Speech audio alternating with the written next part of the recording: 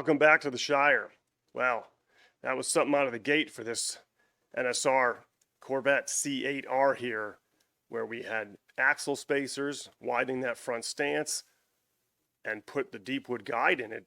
But we had left the King Evo in there just for a shot at seeing what it produced at that high RPM, but that very high torque.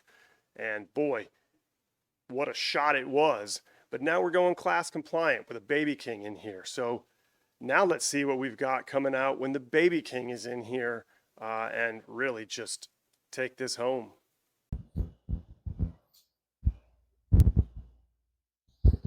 Well, these will be the first few laps now that we have the Baby King in here. There's basically the same one turn back of body float, which is really all that's needed when you have these NSR brass screws in here. You get plenty of body float from that. I have not put the body float screws in the rear to rest on these two sections of the back of the body, just above the rear diffuser. Maybe I will. But if any indication of the way this chassis and this car performs was from how I ran it with the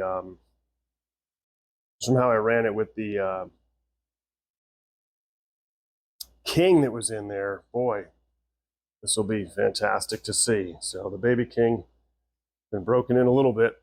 Still needs a lot more breaking in probably, but we'll see.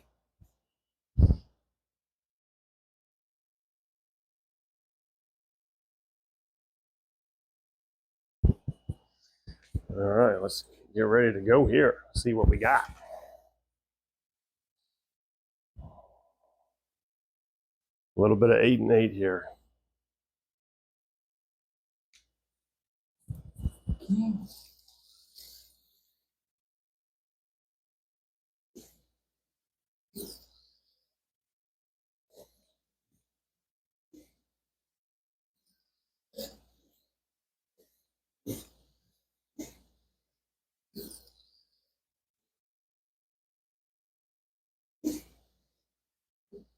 Well, that's not bad. The very first lap produced a 5.36. So I will say this much as well. I did take the 13 tooth and put it right back on the Baby King. The taller gear for me is fine. I'm used to the track. Most of the guys run here are used to the track. Some people want a little faster takeoff power, so you go with the 12 maybe, and you're still going to come close to that same high end. And maybe some people want immediate reaching that taller spot on the gearing, and that's fine too.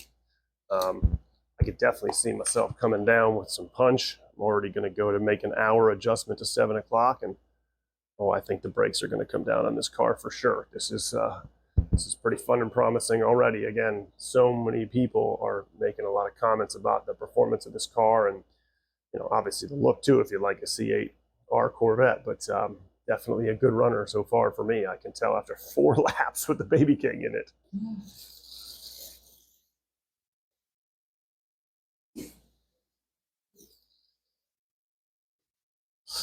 Anna flipped her already. Trying a little bit too hard. Trying a little bit too hard out the gate.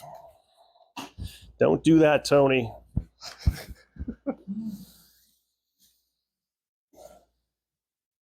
Track just clean for the day, so a few laps to get some off the tires, any residual. So when you flip it, you might as well. All right, let's try and get a complete lap in and see what we get here. And I'm going to back away from the track a little bit so we can clean up the view from the camera.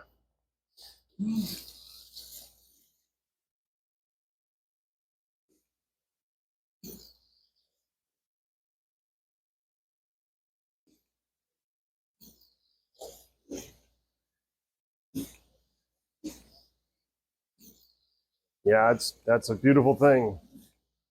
You can tell the brakes are hard right now with that Baby King magnet. And that's not a bad thing. I can keep coming down on that, and I can probably keep coming down on the punch for the sensitivity. And I'll tell you something, and this is the fascinating thing about the way this chassis is behaving, and I always call these NSR chassis taffy-like. Folks, I'm running a 5.36 in blue, and the motor pod is locked. The motor pod is locked down here as it came from the factory. Deepwood guide, 0.05 spacers on each side, lubrication with a 0.01 inch guide spacer, and basically the swap of the motor. And that's virtually it, other than body float screws and just a little bit of looseness, a little bit of body float. I mean, I'm still probably am gonna mess around with this car and do some unique things that I've probably never tried. I've got the Evo suspension kit from NSR. It has the cups and the springs. I've also got some other tricks and tips, like the rubber washers that I could try as a way to do it. Probably gonna end up with some tape on the bottom of this, give it that nice bit of extra flexion points. But wow, this is fun already.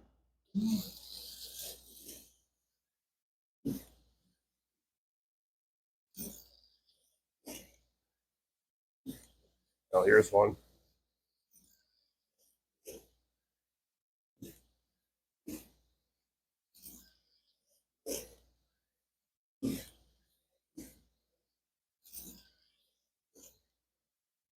So there's 3 in a row. So that's pretty meaty. That's pretty nice. That's where you want to be with NSR GT. NSR GT cars. My C8.R can run in the high 4.9s. The BMW Z4, that is Juliet's favorite car, can run that car in the mid 4.9s. So, the less rattle and the less movement we all know that you have in a slot car when it comes to the ebbs and flows of coming in and out of corners, the better. And so again, this chassis that is providing me this current state, I can't imagine what's going to happen when I start opening it up, the motor pod, just a little bit, because NSR pods are fantastic and they don't create extra vibration so long as you don't set too much movement on them. And this is just great stuff so far.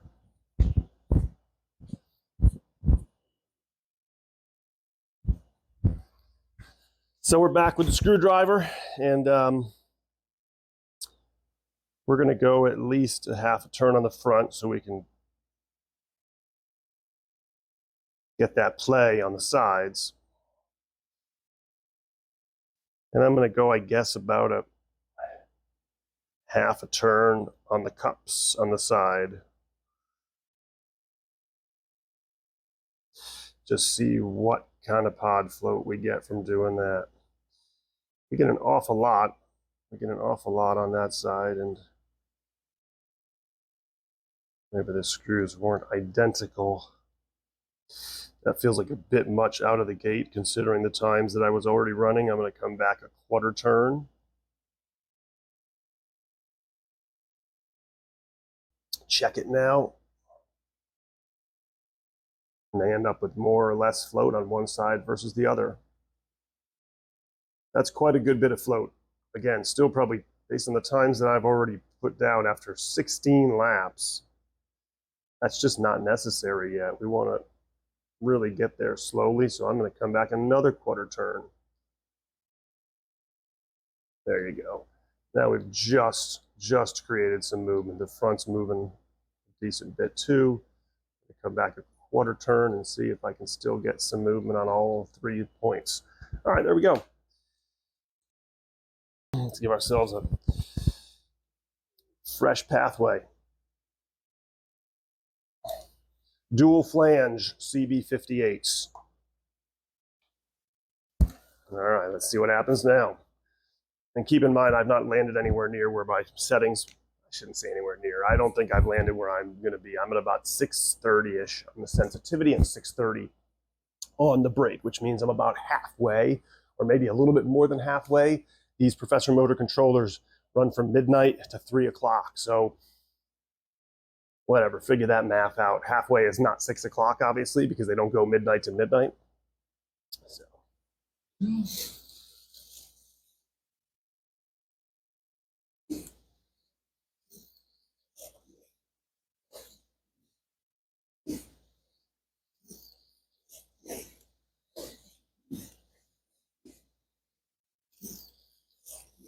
Well, so far, what I can see is I can feel it's a little bit looser, and I'm running very close ties. At the same time, I might not. I might not want it. I might not want the pod like this. I can tell that I'm getting just a little bit too much jump out of the gate, which means I'm getting the same jump out of the corners. So I need to come back closer to 7 o'clock for my takeoff power.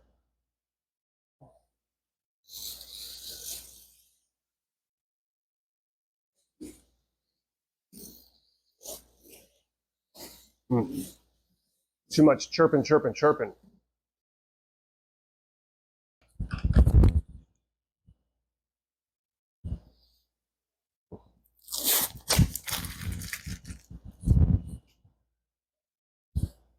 Let's see. Picking up anything? Yeah, we're still picking up a little something. Beginning laps of the day, but want to make sure that tires are wearing in nicely. We're not dealing with any sort of strangeness. You know, squeeze them and turn them, squeeze them and turn them. If you don't know that trick, you know now. Most of everybody out there knows that trick. Squeeze them and turn them so they seat. Nothing like having it in your hand with the body off. Take a few turns and squish. Take a few turns and squish. But that's the next best thing if the body's on there.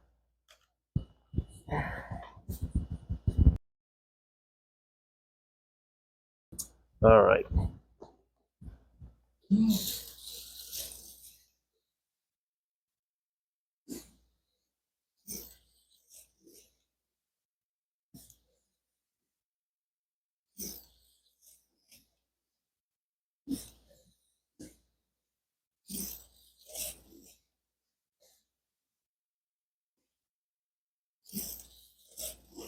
Running in the 5.3s consistently.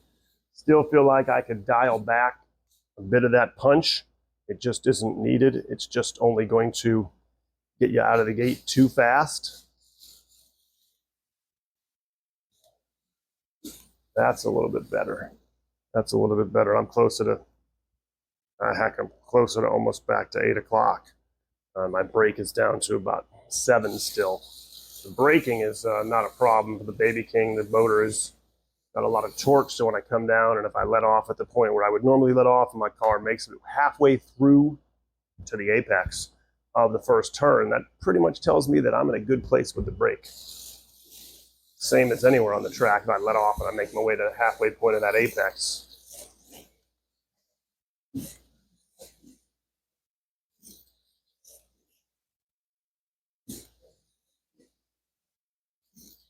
well, there you go. There's another 5:31.7 versus a 5:30.07. I mean, again, I don't know that I'm actually getting a lot of advantage from the motor pod having being loosened up, and that's a testament to. That's just a testament. That's just a testament to the performance of this car. I mean, you just can't say enough about that out of the gate. And so, you know, I think what I'm going to do next is to really see if I can leave the motor pod float where it is, knowing that it didn't hurt me, but it might only get better if I can create that true dampening effect that I like. I'm going to put some tape on it. I like to put a full piece of tape across. I get a better light here, across. And I like to start just behind the rear wheels, just behind the front wheels. And again, I'm letting this all sit nicely, but I am just rocking the motor pod back and forth and letting it grab on as it wants to.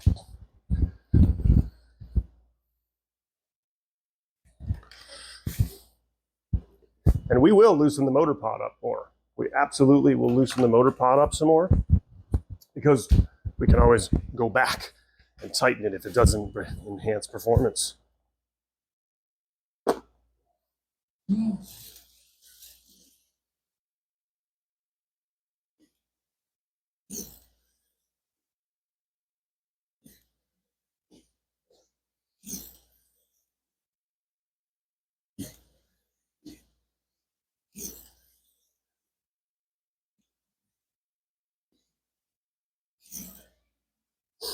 Well, I finally hit a 5.2, so there you go. So again, that tells me that either I'm getting used to the car's getting used to me, used to yes, used to me, or the tape helped me a little bit, right? So why not? Again, this is why you experiment. This is the fun parts of it. I have not even put the silicone washers in between the cups or even experimented with the springs, but hey, let's let's mess around with the pod float a little bit, And if you ever so choose, sure, you could get a baseline from looking at another car. There's no such thing as cheating when it comes to that. Now, not every car is going to behave the same way as another car might, but similar classes of cars and similar types of cars, such as other NSR cars, will give you a decent idea. And as I just checked 2 NSR cars off camera, again, these cars don't have necessarily all that much pod float. That's not that much different from a car that I just had in my hands. So maybe I'll go and say, oh, I don't know, let's do it an 1/8 of a turn at a time. And that's the outside of the car. It's going to feel that kind of pressure. So I'm just going to do that one side.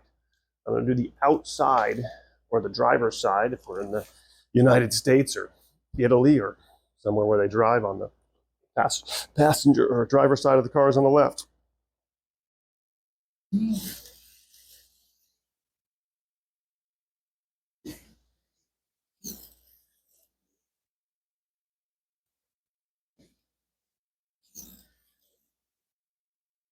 Oh, that was a terrible bit of driving right there around the hairpin on the infield there by the Hobbit campground. But already gained just a minimal bit of performance there. I'm going to go ahead and clean the tires as I really leaned on them there for a minute.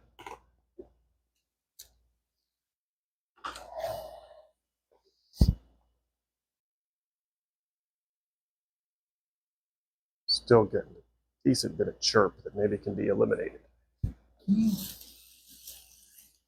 But the one thing I will say is this car is such a well-handling, performing car and everything that I don't have any weight in this car, and I don't know that it needs any weight. Again, sometimes these cars just don't need weight as I blast through to 5.27 right there.